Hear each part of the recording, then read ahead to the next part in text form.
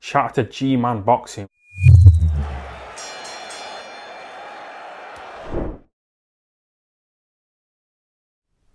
Alright people, midweek report time. Where do we start? We've had a good bit of news come out over the last few days. I want to kind of talk about Deontay Wilder in this video, because although we haven't heard about his comeback lately, we've had a lot of people call him out, which I'll talk about now in a wee bit. But let's start with the news that broke. I think it was yesterday. Fight finally announced between Savannah Marshall, Clarissa Shields. I'm glad that we've been able to get this fight over the line. It's been about, well, really, I think Savannah Marshall had her last fight with Eddie Hearn about April last year, I think it was, and the fight at that stage seemed a bit of a distance away. It really did. Obviously, Ben Shalom was able to get the fight over the line. I don't know, maybe it was egos between maybe Team Hearn and Team Shields, that maybe that was why I think Savannah Marshall maybe knew, look, I got to go elsewhere. I don't know. I don't know the ins and outs. But nevertheless, it's happening on September 10th in the O2. Undisputed. Yeah, it is undisputed for the undisputed, because Savannah Marshall has the WBO, Clarissa Shields has the rest middleweight world titles. I see the press conference. I'm happy this fight's over the line. I think it's going to be a good fight. The general consensus I've seen about this fight in terms of who they feel will win, general consensus is Savannah Marshall's going to win. Now, I'll be frank, Clarissa Shields is not the type of character I particularly have much time for.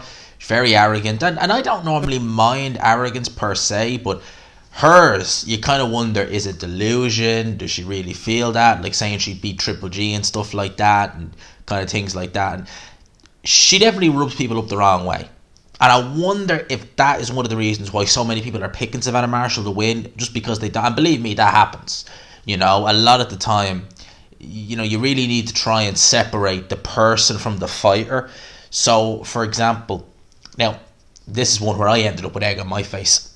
I'll just admit this. But going into the Josh Taylor-O'Hara Davis fight, I picked O'Hara Davis to win that fight because I genuinely, hand on heart, believed he'd win. Did I like him in terms of his attitude? Not really. I didn't mind O'Hara Davis personally that much, but he was a guy who could rub people up the wrong way.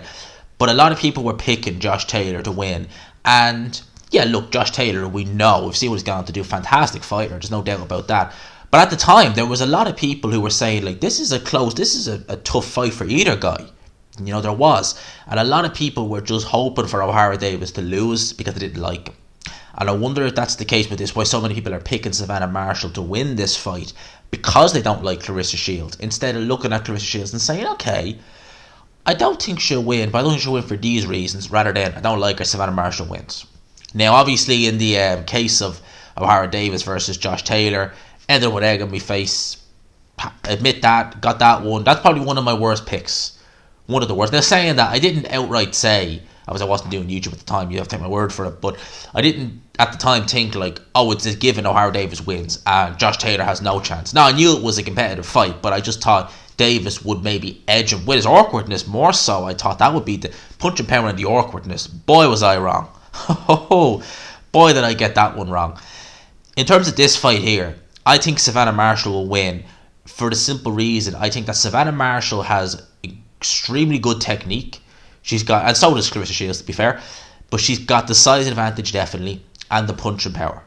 And one thing about female fighters is you don't tend to see many knockout artists in female fighting. Yes, partially the reason for that is a lot of their technique is very poor. A lot of them will slap with shots, they'll throw arm shots. When you look at Savannah Marshall and you look at her technique, it's good. When she throws a left hook, she's getting her shoulder in, she's rotating her hips, and she's getting maximum power in the shot. She's rotating her fist, landing with the knuckle part of the glove. All that increases the punching power. It does. And Savannah Marshall is able to do that consistently. She's able to land her shots consistently. She's very accurate. She picks her shots very well. And I think this fight's going to be a good fight. I really do. I look forward to seeing it. But I genuinely can't see anything other than a Savannah Marshall win. I just don't know how Clarissa Shields is going to negate the punching power of Savannah Marshall and the size advantage of Savannah Marshall. Clarissa Shields has been in there And she's looked good in her fights. You know, I mean, she's done what she's needed to do. But against someone like Savannah Marshall, I think it's a different ball game. I really do. I think it's a different ball game. The good thing about this is I did think at the time when this fight was being talked about that it would be on pay-per-view. It's not, thankfully, so it's on normal Sky Sports. I think it's a good thing, personally. I think that's a good thing. Also on the undercard we have Michaela Myers. Don't really like Michaela Myers. Just her personality, she's not a bad fighter, but just her personality doesn't kind of, yeah. And she's fighting Elisa Baumgardner, who came out of nowhere, really. I mean, I never heard of her, really, up until, I think I've heard the name, but I never really seen her fight up until she fought Terry Harper. And that was impressive, the way she was able to just, I mean, that wasn't even close to steamroll Terry Harper in that fight. I mean, geez, that was bad. The knockout as well. I mean, Terry Harper didn't touch down, but she was knocked out on her feet in that fight. So, Baumgardner is a matchroom fighter still, as far as I'm aware. So, she's taking this fight, obviously, on Sky. Top Ranker involved. I think that's who Myers is promoted by. So, if she wins, and I'm picking her to win, back to matchroom. So that's the September 10th card talked about. This one right here I want to talk about right here. I'm also going to preview the Chisora card this weekend, but I found this one very interesting, and it's very rare that I'd agree with Floyd Mayweather, but I agree with him wholeheartedly on this one.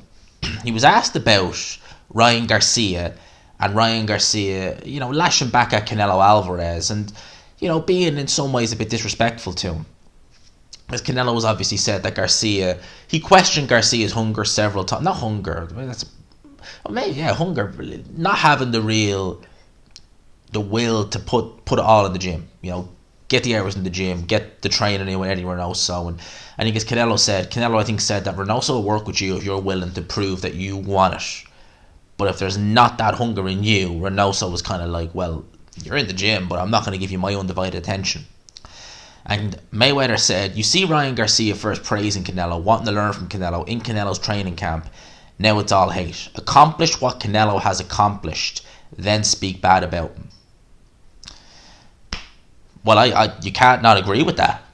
I don't think, in my opinion anyway. I mean, Ryan Garcia never fought for a world title. Ryan Garcia is how old? 23? 24?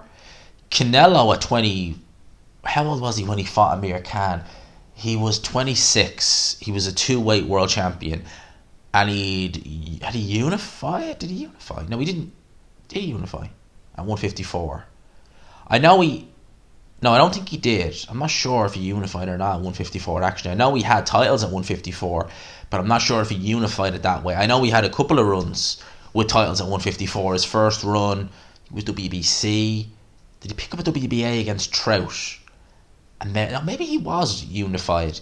And then obviously he lost to Floyd Mayweather, went up to middleweight, 155, beat Cotto, got that title, came back down to fight Liam Smith, got a WBO title at 154.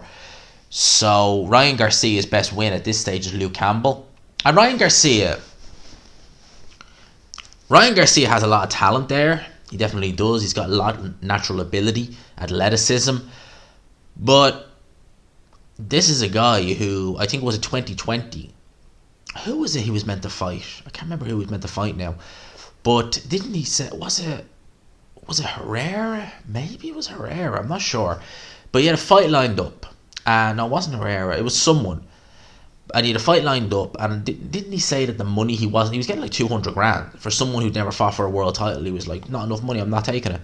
So he's always shown that kind of bit of a diva in him. Ryan Garcia's been showing that for a while now.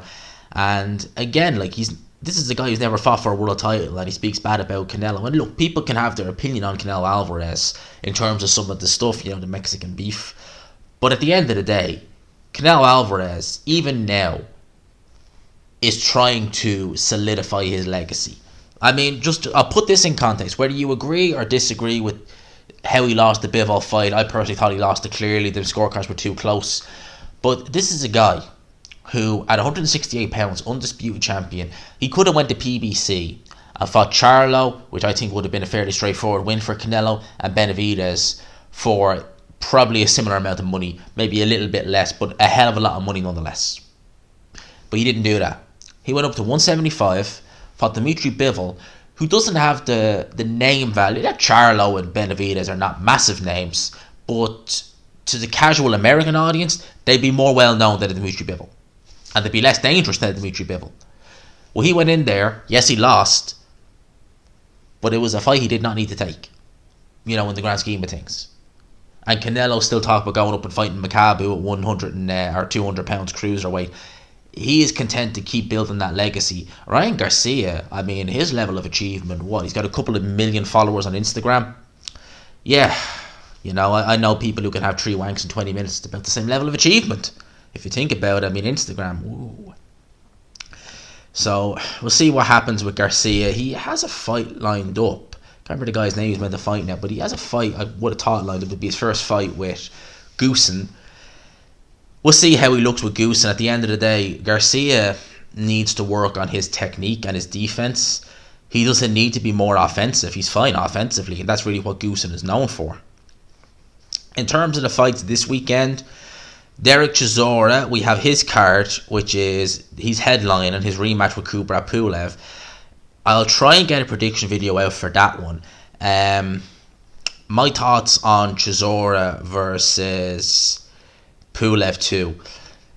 Look, I'm not expecting much from this fight, truth be told. I'm happy to be proven wrong, and I hope I am proven wrong. And if I'm not busy Saturday night, we may very well do a live watch along for it. But I'm not expecting much from this. You see, in the first fight, it wasn't like Pulev. You could say he had tremendous work rate, or he had, his foot speed. Chisora couldn't pin him down. He literally just jabbed and grabbed. And you can still do that now.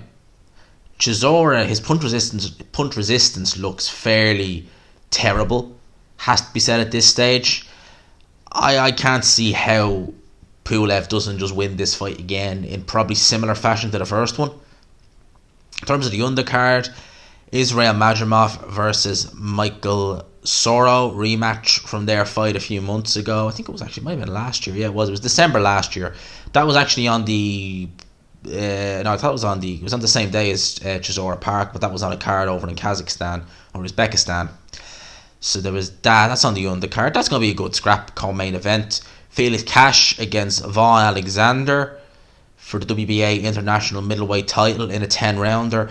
Again, Felix Cash, he's never really pushed on from that win over Denzel Bentley. If you think about it in the context of he's still in the mid-card. He's still kind of there, but not there, if you know what I mean. So we'll see how Felix Cash goes. I get the impression that I've heard stories that Cash's discipline outside the ring isn't the best, that he has ballooned up in weight. I think he was meant to be on Fight Camp last year. In fact, he was, if memory serves me correctly. He was meant to be on Fight Camp last year and couldn't get in shape. Simple as. So we'll see how he looks against Vaughn Alexander. Alexander, I believe he's only been stopped once. When was the stoppage? It was against Zach Parker. And that was a surprise at the time because Zach Parker wasn't known for having that kind of power. So he's able to stop Alexander in 2 rounds. Fabio Wadley is back on this card. He's fighting a guy called Kingsley Iba, 7-2, who lost to Anderson, was stopped in 6 by Anderson, and he also lost to a guy, Waldo Cortez Aceda, who is 4-2 at the time. So this guy doesn't look particularly good. He's in there with Fabio Wadley.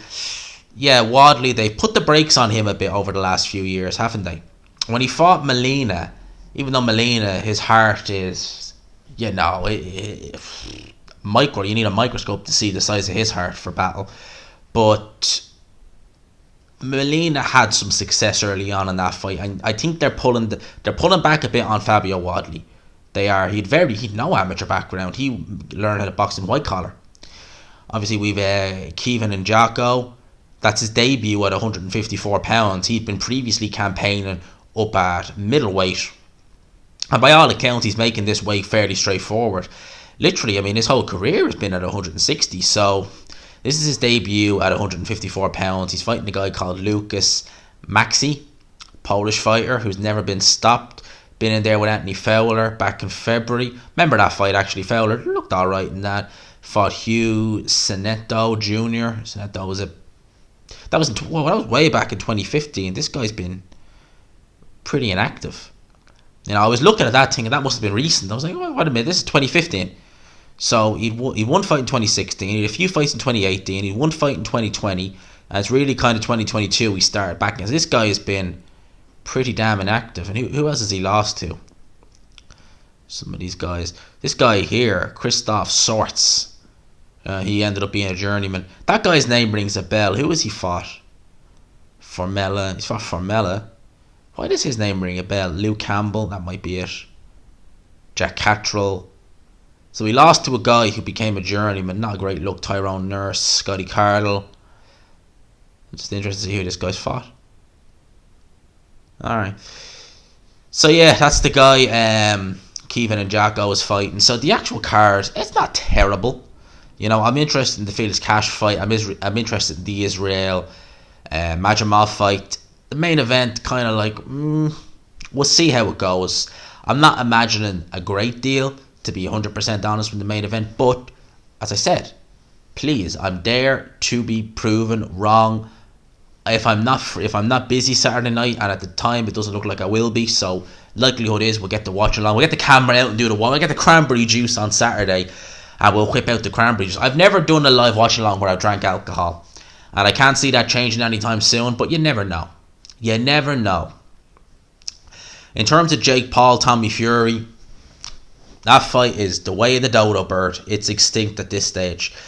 So it's reported that he's now going to face Hasim Rahman Jr. Rahman Jr. 12-1 as a pro. Obviously son of Hasim Rahman. It's claimed the deal is being finalised. So he is fighting a legit boxer. Let's have a look at Hasim Rahman Jr.'s box rec, because I'm nearly sure I've seen him fight before. Let's have a look. Hasim Rahman Jr. He's obviously going to be trained by, I would imagine he's trained by his father. Hasim Rahman Jr. His only loss was a stoppage. That was actually only just gone back in April against James McKinson Morrison. He's related, yeah, he is. He definitely, he's the splitting image of Tommy Morrison. He must be related to Tommy. Yeah, he is. He is splitting image of him. Honestly, like, look up this guy, James McKinson Morrison, splitting image of his father, so he is. In terms of, well, he's Trey Lippy Morrison is the other Morrison, Tommy Morrison, and he is garbage. So obviously this guy is doing a bit better there. 20 wins, 18 knockouts. So Morrison versus Rahman, and he got the win. He was losing that fight, actually. Hasim Rahman Jr. was winning that fight on all the judges' scorecards. He didn't lose a round. And he obviously must have got clipped in the 4th round. Maybe he has left hook power like his dad. But Rahman Jr., not really a puncher. Majority decisional win there. In a close fight as well against some guy who was 4-2. Not ideal. UD. Another MD. Not ideal to be having close fights that stage in your career. So by all accounts, Rahman Jr., judging by his box rec, doesn't look to be the best of the best. So we'll see what will happen there. In terms of Tommy Fury, he said he's gutted and disappointed regarding this issue he's faced entering the US.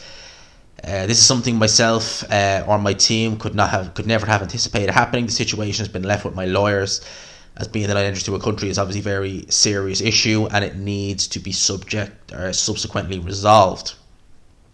Yeah, I mean, we'd heard rumours about Tyson Fury not getting into the US, and some people tried to play them rumours down, but what I gather from this is that any fighter who was maybe managed by MTK and obviously El Chapahan wasn't managing them per se, but you know, MTK, El Chapahan, they kind of go hand in hand.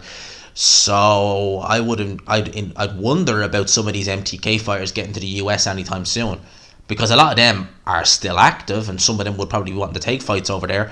So watch the space there. Now, Eddie Hearn has stated, because there was a rumour, now I'm not going to name the account on Twitter. I don't know if I think it's an account used by several people. I'm not going to name it, but someone messaged me on Twitter yesterday and said, what do you think of this? And it was saying that the rumour was that it was a done deal, almost a done deal, that Ben would fight Eubank. So Eubank Jr. versus Conor Ben. And I said, look, that particular page on Twitter, it caught me out a couple of years ago, but 9 times out of 10, what they tweet is absolute BS. Like, it's absolute bollocks. So when I see stuff from them especially, I just kind of know, right, it's not true. It's exaggerated beyond belief. You know, I think I got caught out once by them, and it was a Canelo Alvarez Errol Spence fight in 2019.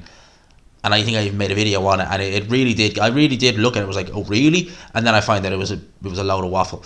So I'm not surprised that fight. Eddie Hearn has stated that they are not in any negotiations for that fight. Makes sense. I that fight just, from a marketing point of view, yes, it would sell. But like Conor Ben up at 160, he's not a big welterweight. He'd get absolutely iced by Eubank. He's not a big welterweight. Going to 160? No. Now, he says they're trying to make Thurman versus Ben next. That fight right there would be a big fight. Would be. There's no ifs or buts. It would be a big fight. Be a big step up fight for Conor Ben. The reason why I can't see that is because PBC and Al Heyman they just don't seem to want to work with Eddie Hearn.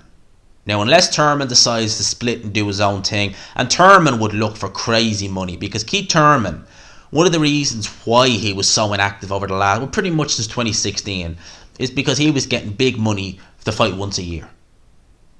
So for Keith Thurman to come to the UK to fight Conor Ben, he's going to want the bag. I know Eddie Hearn has a lot of faith in Conor Ben, and Conor Ben does generate, but I can't envision Conor Ben versus Thurman generating enough money to pay Keith Thurman however much he wants. So, I mean, God knows who they're going to get. I seen Jamie Punch Perfect say Mario Barros. That wouldn't even shock me at this stage now, to be honest with you. It wouldn't. I don't know why they don't just pull the trigger with Avanesian. But look, we'll wait and see. I reckon Hooker, Barros, more than likely them two. I seen someone say Kavalauskas. I think that's a very risky fight. Don't get me wrong, I'd be very impressed if they made it. But I see that fight as being very, very risky, but not much reward. Very risky fight for Conor Ben. Very risky. Extremely risky. Eddie Hearn has also revealed that they are now made an offer to Buatsi for Dmitry Bivol for a world title fight. So, Bivol versus Buatsi. Buatsi has an offer. What's going to happen there? Are we going to get Dmitry Bivol versus Joshua Buatsi? Are we going to get that before we get Yard versus Beterbiev? Because we haven't gotten an announcement on Yard Beterbiev yet. We're still waiting on that. I'm interested to know when that fight's going to happen. Because obviously for Beterbiev, Yard, I'd love to go to it and do some media work for it. And obviously, I'm not privileged that I live in the UK that I can just drop everything and say, well, I'm not privileged enough that this, YouTube's not my full-time job, so I can't drop everything anyway. But I'd like to know when it is so I can say, right, these days, your boy is going to be in the UK and I'm going to make sure I get a pass for this and see what we can do. See if I can trigger Tunde. I'll never get an interview again. So I probably won't trigger Tunde, but you know what I mean. See if I can get some more info. Because I was delighted to get a laugh out of Joe Joyce. I was delighted to get that. In terms of other news that we have on here, a lot of fighters have been naming Deontay Wilder. We've obviously seen Frank Sanchez mention Deontay Wilder's name. We've seen Frank Warren say that he likes Joe Joyce versus Deontay Wilder. We've not really heard anything from Wilder about a comeback. And we've heard him say he will come back, but we've not heard any development on it. Now, the Fury fight that happened last October, honestly, I would say it's probably around about now, July, where you could say he's probably recovered from that fight. And I don't mean mentally, I mean physically. He took a beating in that fight. He broke his hand, or he hurt his hand anyway. He's probably concussed from the knockout. He took a lot of shots to the body. It was he took a beating in that fight, as well as the second fight. Fury didn't come out of that fight unscathed either, but he didn't show any signs of, decline in the Dylan White fight. For Wilder, now going on 30, I think he's going on 37. You would imagine that some of the speed is gone. 2019 was his last win, and he's had two very hard fights. I do wonder how he will look coming back, and I think that maybe the back end of this year will likely be when we'll see Deontay Wilder again. If they put him in with someone like Helenius, I think that makes a lot of sense right off the bat, because it would get him a high ranking with the WBA. Because Wilder is someone you're just not going to give him a voluntary. If you don't have to, you're not going to give him one, because he's so flipping dangerous, even now with that power. Him against Helenius to me makes sense. Andy Ruiz is fighting Ortiz on the 4th of September. It's a Sunday, I believe. The winner of that, Wilder comeback fight, to me, makes sense. You know what Al Heyman's like, he's going to want to keep it in-house. Frank Sanchez been fighting on Al Heyman shows, so maybe. But Sanchez, he falls into that who needs you bracket. Because I think I've sang Frank Sanchez's praises for a while now on here, and I think he's fantastic. I really do. But he is not the easiest on the eye in terms of, he's not the most entertaining fighter in the world. He's real boxing purist type of fighter. Boxing purists love him. But he's not the most entertaining in terms of how he gets himself through a fight. He doesn't speak English. He's definitely not 30 years old. He's older than that. And he's not got a big following. It really is a who needs you type of fight. And that's the problem with guys like Frank Sanchez. And Ortiz had that problem when he was younger. Well, when was he ever young? But you know what I mean. When he was kind of up and coming. Like, I mean, this is a guy who was meant to fight Carlos Takam. And Carlos Takam was like, I'll happily fight Johan Duapas in France. That fight never happened, obviously. He ended up fighting Povetkin instead. But he was like, nah. And Carlos Takam's a tough man. Ortiz was, when he was in his heyday, he was good. He was good, and fighters were quite right. There was a lot of fighters, even when AJ was champion in 2017, people were like, don't put him in with Ortiz just yet if you just need to. Because Ortiz, a bit like Sanchez, didn't have that following. You know, HBO pushed him a good bit, to be fair, but HBO actually really did push Luis. You know, HBO were quite high on Luis Ortiz, if I remember. They really and you know, looking back, we can look back in the benefit of hindsight. I'm just going a bit off tangent here, but Ortiz was promoted by Golden Boy, and I thought they'd done a pretty decent job on him, to be fair. I mean, he headlined a few shows. HBO were quite high on him. Maybe looking back in hindsight, you could say Luis Ortiz leaving Golden Boy in 2016 was not that, and definitely going to Eddie Hearn for those two fights wasn't a good idea. Maybe you could say that, look, maybe staying with Golden Boy, you could have been in a better position to get fights made earlier. You know, maybe you could have got the AJ fight instead of, you know, the two Wilder fights and missing out on 7 million. You never know. But in terms of Wilder, when he comes back, we'll watch the space on that. I wouldn't be shocked if we hear an announcement some stage this summer, before the end of the summer, on Wilder and what his next move is. But people, I think we'll end it there. I think I've gone a bit longer than I originally planned on going. Apologies for that. I know some people like the long videos. A lot of people like the long videos, to be fair. And you know me, once I get started, I just kind of keep going. As you know. If you've been around long enough, you know I have a habit of doing that. Once I get started, it just kind of, you know, I'm like a fat guy in the buffet. It's just like, you know, I'll have everything. You know, you're not full. What? What's that? You know, you're not that kind of guy. A fat guy in the buffet just doesn't know when to stop. Anyone fancy McDonald's after this? Yeah, those kind of people. That's kind of like me when I get taught about boxing. So, people, I will leave it there. If you could, smash the like button. Hit subscribe if you're new to the channel. If you're just dropping by for the first time, hope you like it. Got some good videos. Give them a watch. Got some good interviews there as well. For now, lads and lasses, I'll leave you with that. Peace.